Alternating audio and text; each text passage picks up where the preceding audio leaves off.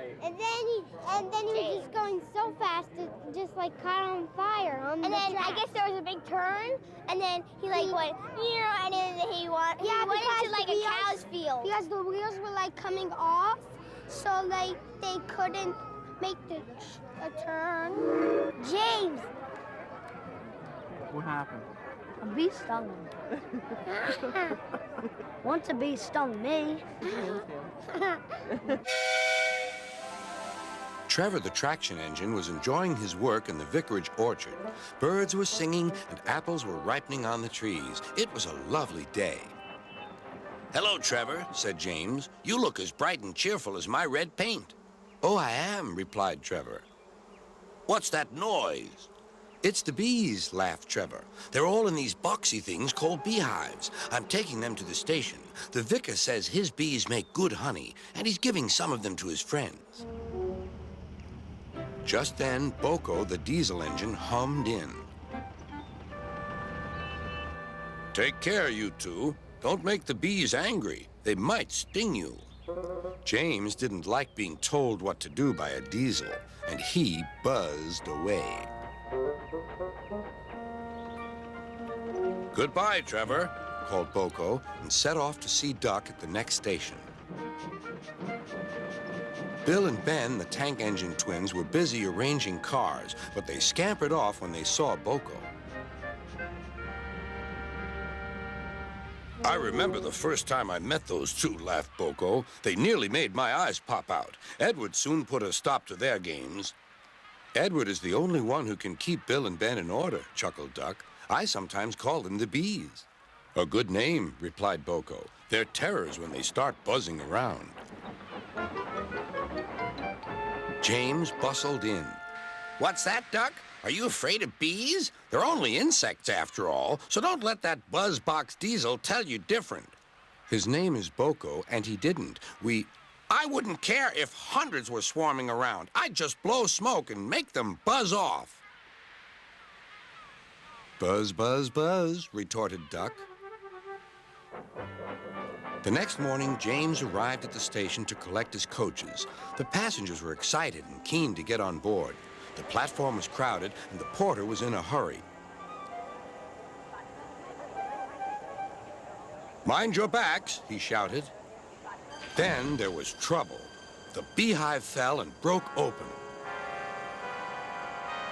The station cleared like magic. James heard a familiar buzzing. The bees were too cold to be cross, so they buzzed around the fireman, hoping he'd mend their hive. But he didn't understand, nor did his driver, so the bees turned to James. His boiler was nice and warm.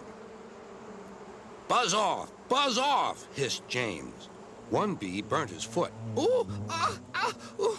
The bee thought James had burnt him on purpose.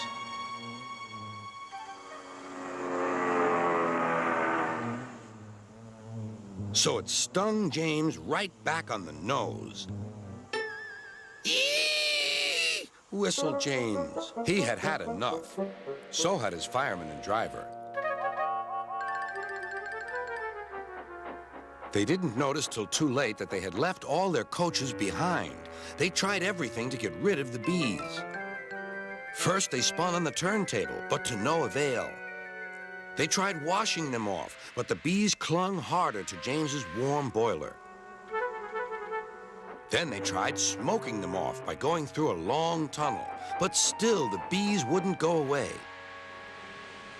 "It's no good, James," said his driver. "We'll just have to go back to the orchard and fetch another hive." James's reply was drowned by the sound of buzzing. The vicar was waiting anxiously for James. When he arrived, the bees swarmed straight into their new home.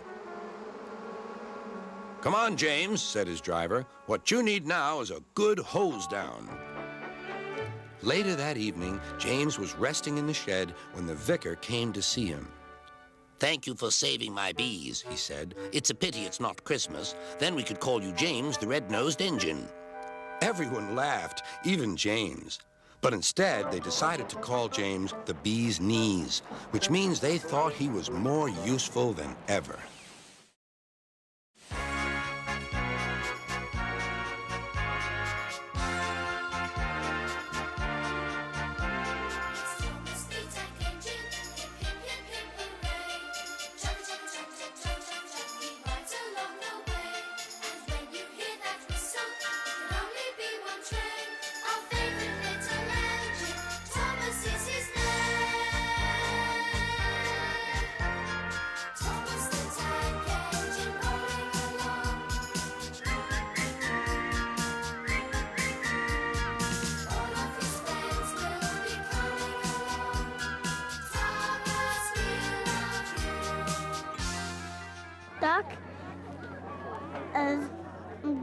one because I like him.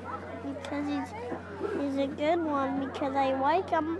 No, I like him What? because he's a favorite engine all in the world. Quack, quack. Percy and Duck like working at the harbor by the sea.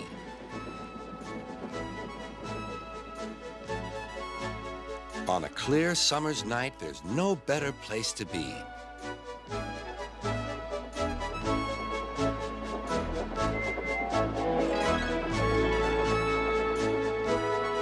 The big ships bring passengers. Cargo ships carry machinery and other things. Duck and Percy puff backwards and forwards with the crates of cargo as they are loaded and unloaded by the quayside. One morning, Duck and Percy noticed that the horizon was packed with sails flapping against the blue sky.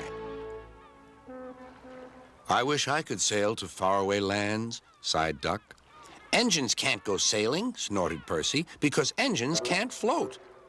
Duck still had his dreams. Suddenly, they were rudely interrupted.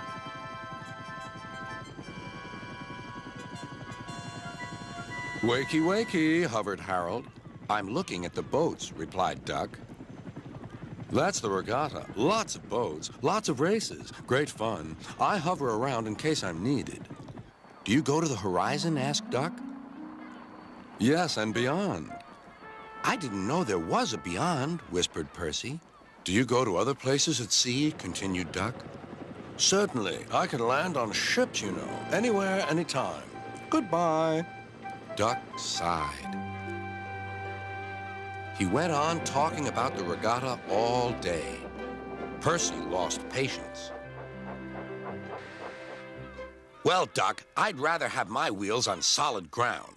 Our rails can take us to all the places we could ever wish to see. That's an emergency, called Duck's driver. I'll check with the harbor master. He returned with bad news. A man taking part in the regatta has hurt his hand. We're to take him to the hospital at the next station. Harold's bringing him now. Come on.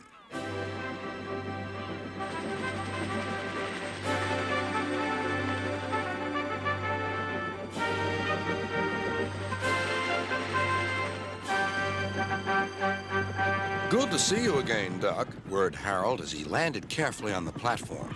The man was gently helped to safety. My job is to stay at sea in case of other emergencies. Otherwise, I would take this gentleman to hospital myself. Must fly. Goodbye.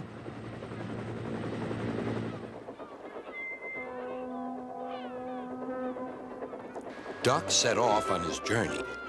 Soon he was steaming well, and his wheels were thundering along the track.